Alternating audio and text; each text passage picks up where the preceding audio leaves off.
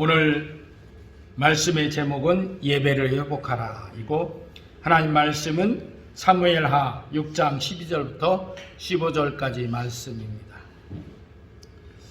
오베데돔의 집이 나오고 있는데, 오베데돔은 가드 사람입니다. 가드 사람이니까 이스라엘 족속이 아니고 블레셋 사람인 것 같아요. 그래서 가드 사람인데, 그 가드 사람인 오베데돔의 집에 하나님의 법궤, 하나님의 궤가 그 집에 머물러 있었어요. 왜냐하면 이 법궤를 이스라엘 엘리 제사장 때에 빼앗겼었죠.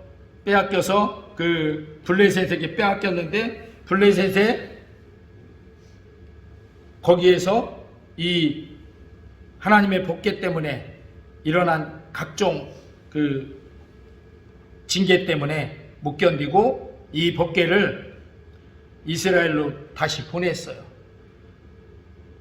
보냈는데 이 법궤를 보낸 이 법궤가 기럇 여아림이라는 곳에 머물러 있었던 거예요. 근데 이제 다윗이 왕이 되고 하나님의 법궤가 기럇 여아림에 머물러 있으니까 다윗이 생각하기를, 우리 하나님의 법궤는 그때 당시에는 하나님과 같은 그런 생각으로 이스라엘 사람들이 그렇게 생각했었거든요. 그 법궤가 곧 하나님이시다. 그래서 법궤가 있는 곳에 하나님이 함께 하신다 하고 이렇게 여겨서 이스라엘 백성들이 전쟁에 나갈 때도 하나님이 함께 하시면 이기니까 법궤를 가지고 나가서 이기고 그렇게 했었다가, 그러다가 이렇게 뺏긴 거 아닙니까? 그런데 그 뺏긴 것을 다시 돌려줬는데 기럇 여아림에 그냥 일종의 방치한 거야. 방치하니까 이 다윗이 하나님이 나와 함께 하시는데 우리 예루살렘의 궁궐에 하나님의 법궤를 모셔와야 되겠다, 이렇게 생각했던 거죠. 왜? 하나님이 함께 하시는데 하나님의 법궤는 저 기럇 여아림 저 촌에 있거든요. 그러니까 그곳에서 이 하나님의 언약궤를 다시 모셔오려고 그렇게 했어요. 그래서 다윗이 하나님의 언약궤를 모셔올 때 그냥 언뜻 생각하기에 블레셋 사람들이 하나님의 언약궤를 어떻게 보냈냐면, 어미 새끼 딸린 어미소 두 마리가 끄는 새 수레, 달구지, 우리 옛날에 소가 끄는 달구지 장에 갈 때 막 이렇게 갔잖아요. 그것처럼 해가지고 거기에 법궤를 올려서 보내왔어요. 그러니까 그거 생각해가지고 그냥 그때 그랬으니까 이번에도 우리가 이 수레에다가 소가 끌도록 해갖고 법궤를 다윗성 안에 옮겨오자 하고 이렇게 했어요. 그래서 야심차게 준비하고 했는데 그 법궤가 옮겨올 때 소가 어떻게 했어요? 막 날뛰는 바람에 이 법궤가 막 흔들리고 떨어질 것 같아. 그래서 우사라는 사람이 법궤를 흔들리니까 떨어지지 않도록 한다고 손으로 그냥 딱 잡았어요. 그러는 바람에 하나님이 그 우사를 그 자리에서 즉사하게 만들었어요. 그래서 다윗이 깜짝 놀랐죠. 그래가지고 아이고, 이 법궤를 이렇게 못 갖고 오겠구나. 그러면서 주위를 살펴보니까 그곳에 오베데돔이라는 사람이 집이 가까이 있었어요. 그래서 오베데돔이 집에다가 법궤를 잠시 모셔두고 그냥 철수를 한 거죠. 그리고 그곳을 베레스 우사라고 해갖고 우사가 죽었다. 그래서 그렇게 하고 있는데 그렇게 하고서 3개월이 지났어요. 몇 개월이 지났다고요? 3개월. 3달이 지났는데 그 3달 동안 오베데돔은 갑자기 하나님의 법궤가 갑자기 자기 집에 온 거죠. 뭐 미리 연락이 됐거나 뭐 준비가 됐거나 그런 거 없어. 그냥 갑자기 오베데돔이 집에 하나님의 법궤를 모셨는데 오베데돔이 집이 3달 동안에 하나님이 복을 부어주셔서 복이 넘치는 거예요. 그걸 보고 사람들이 다윗 왕한테 이렇게 얘기한 거죠. 오늘 12절에 있듯이 얘기를 했어요. 그랬더니 다윗이 다시 하나님의 법궤를 다윗성에 모셔드려야 되겠구나 하고 이번에는 옛날 모세가 기록한 모세의 말씀, 그죠? 성경 말씀, 하나님의 성경 말씀을 근거로 해서 이 법궤를 옮길 때는 제사장들이 법궤를 그 채에 고리가 이렇게 달려 있거든요. 그 고리에다 껴서 앞에서 뒤에서 이렇게 해서 이렇게 어깨에 메고 이렇게 모셔와야 되는구나 하고 요즘 말로 말하면 고증, 그 말씀의 고증을 거쳐서 그렇게 해서 이렇게 오늘 이 말씀이 그 법궤를 다윗성으로 모셔드리는 거예요. 그러니까 이번에는 하나님이 모세에게 법궤를 옮길 때 하라고 하신 대로 했으니까 뭐 문제가 없죠. 하나님 말씀대로 했으니까. 그래서 오늘 이 말씀을 통해서 우리는 예배를 회복하는, 예배가 회복되려면 하나님이 오셔야 되잖아요.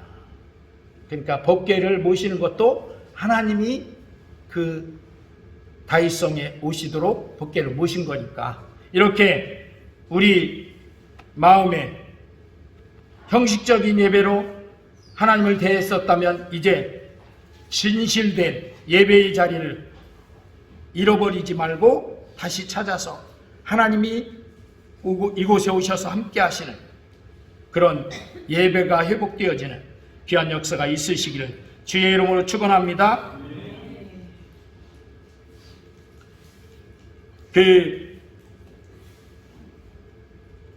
이스라엘이 블레셋에게 이 법궤를 뺏길 때 그때는 외침은 컸지만 소리는 컸지만 하나님은 함께하지 않으셨어요. 그래서 사무엘상 4장 5절에 시작. 여호와의 언약궤가 진영에 들어올 때 온 이스라엘이 큰 소리로 외침에 땅이 울린지라. 그때 블레셋 진영에서는 난리가 났어요. 야, 뭔 소리가 저렇게 크냐? 그랬더니 알고 보니까 하나님의 법궤가 왔대. 그래서 블레셋 사람들이 다 쫄았잖아요. 하나님이 법궤가 왔으니까 우리가 이제 큰일 났다. 어떻게 이기냐? 저 하나님의 그 이스라엘의 신인 하나님이 오셨는데. 그런데 정작 싸우고 보니까 법궤도 뺏고 다 이겼어. 그래서 그때 뺏긴 거야. 근데 이스라엘은 그때 어떤 마음이었었냐면 하나님의 법궤만 그냥 오기만 하면 우리가 어쨌든 그냥 이긴다. 그러니까 하나님을 진실로 모셔드리는 게 아니라 그냥 법궤로 이 전쟁을 승리만 하면 된다 하는 그런 형식적인 그런 예배로, 회개 없는 신앙으로 하나님을 전쟁의 도구로만, 이길 수 있는 그런 도구로만 사용했던, 그래서 외침이 이렇게 컸지만 땅이 울릴 정도로 외쳤지만 거기에 하나님은 함께하지 않으셨다는 것이죠. 그래서 예배는 소리가 크다고 회복되지 않는다 하는 것이죠. 하나님을 경외하는 중심이 우리 마음에 회복될 때 예배가 회복되어진다. 아멘. 그래서 2026년도 이 한 해는 우리 중심에 하나님을 경외하는 중심이 회복되어지는, 그래서 예배가 회복되어지는 귀한 역사가 있으시길 주의 이름으로 축원합니다. 그리고 우리가 어떻게 해서 하나님을 영광스럽게 높이고 하는 것처럼 생각하죠. 그러나 사실은 하나님은 스스로 영광을 회복하시는 하나님이셔요. 이렇게 법궤를 뺏겼잖아요. 그런데 그 법궤가 간 블레셋 땅에 있던 언약궤는 다곤 신전에 이렇게 모셨거든요. 그랬는데 다곤 신전에 있는 다곤 신상을 그 이튿날 가보니까 신상이 꼬꾸러져 있어. 하나님의 법궤가 들어가서. 그리고 또 그 이튿날 가보니까 목이 잘리고 손목이 잘리고 발목이 잘리고 완전히 망가져서 더 이상 하나님의 법궤를 같이 둘 수가 없어. 이거 누가 한 거예요? 사람이 한 거 아니에요. 하나님이 그렇게 하셨어요. 블레셋 지방의 사람들에게도 또 독종이 생겨갖고 온 백성들이 고통스러운 재앙이 임했어요. 하나님이 스스로 살아계심을 이렇게 증거하셨던 것이요. 그래서 그들이 어쩔 수 없이 자기들 스스로 하나님의 언약궤를 이스라엘로 속건제와 함께 이렇게 돌려보내도록 만들었어요. 그리고 하나님은 사람이 도움이 없이 언약궤를 이스라엘로 돌려보내는 그런 역사를 스스로 영광을 회복하시는 역사를 행하셨어요. 사무엘상 6장 12절 시작. 암소가 베스메스 길로 바로 행하여 대로로 가며 갈 때에 울고 좌우로 치우치지 아니하였고 블레셋 방백들은 베스메스 경계선까지 따라가니라. 그 블레셋 사람들은 성경을 모르잖아요. 그래서 어떻게 하나님의 궤를 이스라엘로 보낼지 어떻게 보낼지 몰라. 그냥 그래서 암소 2마리를 새끼 달린 암소 2마리를 새끼는 떼두고 집에 그 2마리의 수레를 새 것으로 만들어서 거기에다 법궤를 올리고 그리고 거기에 그 속건제물로 독종, 금지, 황금으로 이렇게 만들어서 그것을 거기다 넣어서 같이 보내는 거예요. 보내면서 뭐라고 했냐면 이 암소가 뒤에 새끼가 있잖아요. 새끼가 울면 어민소는 어떻게 해요? 새끼소한테 가서 젖을 물리든지 그러잖아요. 그런데 그래도 돌아서보지 않고 그냥 가면 이건 하나님이 행한 것이다. 이렇게 그래서 베세메스로 이렇게 가도록 이렇게 했는데 뒤에서 새끼소가 음메 하고 엄마를 불러 울어. 그래도 이 어미소들이 두 마리가 어떻게 해요?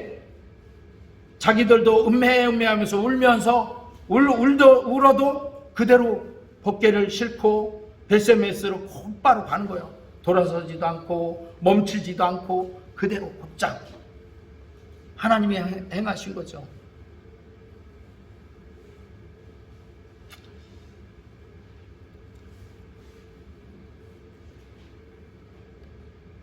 이렇게 하나님이 정하신 길로 이 암소 2마리는 새끼를 떼어두고도 갔어요.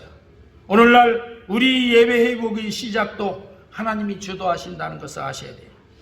내가 억지로 이렇게 해서 예배를 회복하는 것이 아니라 하나님이 주도하시는 하나님의 방법에 의해서 그 하나님께 내가 하나님의 은혜 앞에 예배를 회복하고 하나님께 나아가겠다고 선택함으로 회복되어지는 거예요. 할렐루야.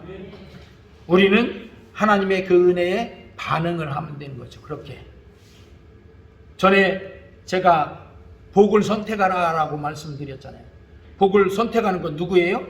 내가 선택하는 거예요. 어떻게 선택한다고 했어요? 하나님의 말씀에 순종함으로. 그게 복이 되는 길이다.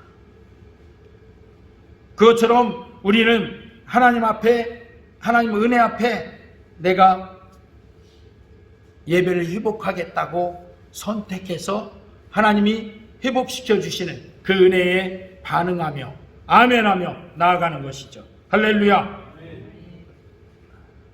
그리고 회복된 예배는 기쁨과 헌신으로 드려지는 예배입니다.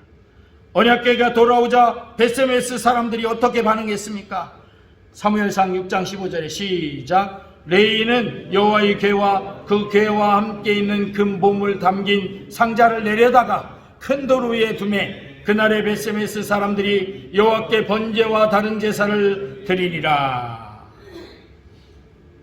이 법궤가 왔다 해갖고 다 사람들이 몰려들어서 야 하나님의 법궤가 돌아왔다 이렇게 하면서 그냥 그걸로 끝난 게 아니라 이 법궤가 왜 이렇게 왔지? 하고 비평하거나 그런 걸로 끝난 게 아니라 즉시 제단을 쌓고 제사를 올려드렸어요. 하나님 앞에. 예배는 이렇게 감상하는 것이 아니라 헌신하는 거예요.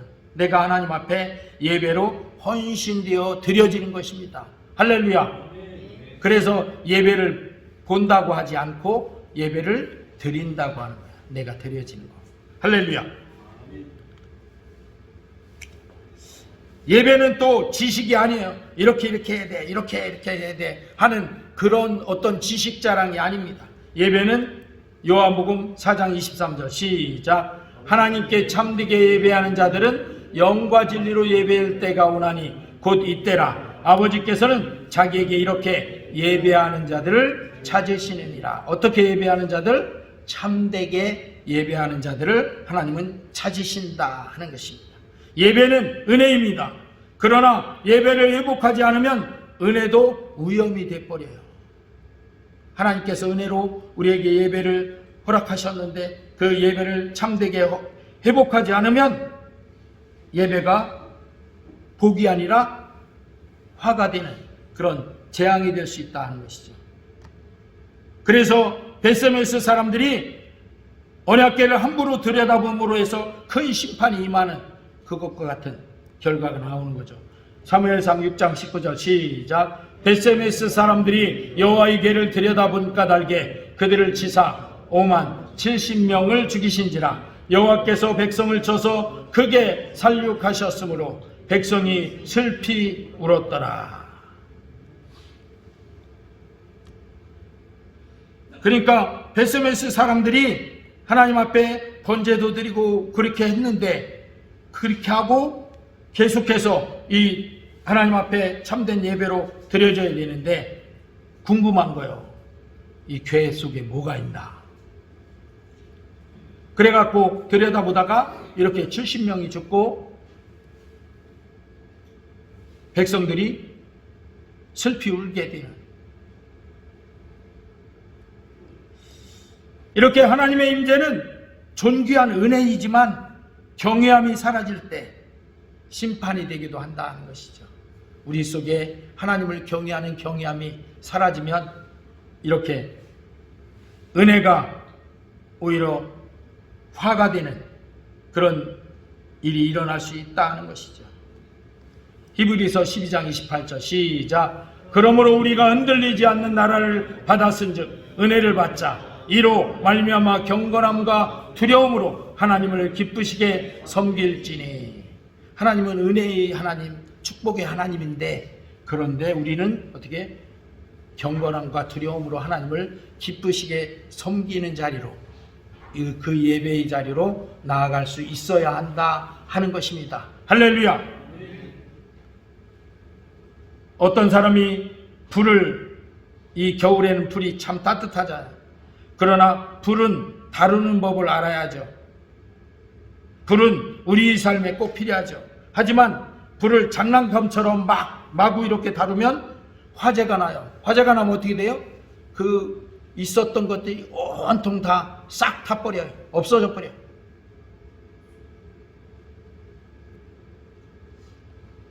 똑같이 예배는 은혜의 불이에요. 그 은혜의 불을 가볍게 여길 수는 없는 거예요.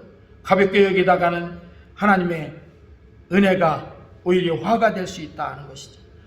하나님은 사랑이시지만 동시에 거룩하신 분입니다. 그래서 하나님 앞에 예배를 잃어버린 시대는 결국 하나님을 두려워하지 않는 시대가 되어요. 그러면 하나님의 은혜가 아니라 화가 된다는 것이죠. 그래서 오늘 우리는 결단해야 됩니다. 예배의 자리를 내가 다시 세우겠다 하는 결단. 우리 성광교회 성도님들, 우리 예배는 형식만 남아있지 않은가 생각해 봐야 돼요. 다 은혜롭게 드려도 나만 혼자 형식 속에 그냥 갇혀 있으면 안 돼요. 같이 은혜로 하나님 앞에 올려줘야 된다. 하나님 앞에 나올 때 감동은 사라지고 습관만 남아있지는 않은가. 그냥 오늘 그런데 주일이니까 가서 그냥 예배만 살짝 드리고 끝나고 빨리 오지 뭐, 이렇게 하는 습관만 남아있지 않은가. 삶의 중심에서 예배가 밀려나 있지는 않은가. 우리는 살펴봐야 됩니다. 내 삶의 중심에 예배가 자리 잡고 있어야 돼요. 세워져 있어야 된다는 것이죠. 그래서 로마서 12장 1절에 이렇게 말씀합니다. 시작. 그러므로 형제들아, 내가 하나님의 모든 자비하심으로 너희를 권하노니 너희 몸을 하나님이 기뻐하시는 거룩한 산 제물로 드리라. 이는 너희가 드릴 영적 예배니라. 예배의 태도를 회복해야만 합니다. 말씀 앞에서 우리 중심을 바로 세워야 됩니다. 그래서 내 삶이 예배가 되도록 결단을 해야 되는 것이죠. 언약궤는 돌아왔지만 예배는 자동으로 회복되지는 않았습니다. 왜? 내가 예배의 자리를 다시 세울 때 회복되어진다 하는 것이죠. 하나님의 은혜는 우리에게 충만히 내려요. 그런데 그걸 내가 예배의 자리를 바로 세워서 받을 때 그게 은혜를 더하는 그런 은혜가 되는 거예요. 할렐루야. 그런데 그렇게 하지 않으면 오히려 은혜가 복이 되는 게 아니라 화가 될 수 있다는 것이죠. 예배는 하나님의 은혜에 대한 사람의 응답인 것입니다. 하나님 은혜 주시면 감사합니다 하고 이렇게 올려드리는 거죠. 오늘 우리가 이렇게 예배의 회복을 결단할 때 하나님은 다시 우리 가운데 기쁨의 임재로 거하실 것입니다. 할렐루야. 우리 한 사람 한 사람이 뭐라겠죠? 하나님의 성전이라고 했잖아요. 그러면 성전에 뭐가 있어요? 지성소가 있잖아요. 지성소에 뭐가 있어요? 오늘 이 언약궤가 지성소에 있어요. 하나님이 지성소에서 계신단 말이에요. 우리 지성소는 어디에요? 우리 중심의 가장 중심, 그 자리가 지성소예요. 그 지성소에 하나님의 언약궤가 있는 것이 아니라 다른 것을 모시고 있다면 이제 다시 우리가 예배를 회복하기 위해서 지성소에 하나님을 모셔야 되는 것입니다. 할렐루야. 시편 136편 1절 시작. 여호와께 감사하라. 그는 선하시며 그 인자하심이 영원함이로다. 이 선하시고 인자하심이 영원한 하나님이 내 지성소 안에 바로 좌정하셔서 함께 하시고, 나는 늘 하나님을 경외함으로 예배를 회복해서 하나님 앞에 올려드리는, 그래서 예배의 자리가 다시 세워지는 귀한 역사가 있으시길 주의 이름으로 축원합니다. 우리 하나님을 경외하는 중심을 회복함으로 은혜의 예배를 다시 세우고 하나님 앞에 예배를 온전히 회복하는 우리 성광교회 성도님들 다 되시기를 주의 이름으로 축원합니다.